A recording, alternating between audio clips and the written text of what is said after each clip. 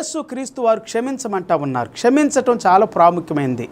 క్షమాపణ కనుక లేకపోతే మనిషి బ్రతకలేడు. క్షమించకపోయినా బ్రతకలేడు, క్షమాపణ లేకపోయినా బ్రతకలేడు.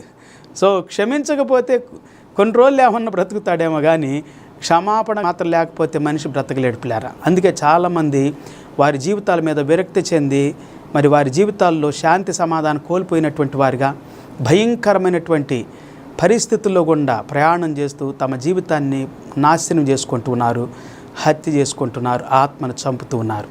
పిల్లారా, క్షమాపణ చాలా ప్రాముఖ్యమైంది. యేసు ప్రభు వారి యొక్క జీవితంలో అనేక సార్లు ఆయన చెప్పాడు, శత్రువులను కూడా క్షమించమన్నాడు, ప్రేమించమన్నాడు, అలాగే హింసించే వారికి కూడా ప్రార్థన చేయమన్నాడు. క్షమించటం, ప్రతి ఒక్కరిని క్షమించాలి. నిన్ను వలే నీ పొరుగువాని ప్రేమించు అని చెప్పాడు. ముందు దేవుని ప్రేమించి తర్వాత పొరుగువాని ప్రేమించటం అంటే క్షమించటం. దేవుని స్తోత్రం. క్షమాపణ అనేటువంటిది అందరికీ అవసరం పిల్లారా. కుటుంబంలో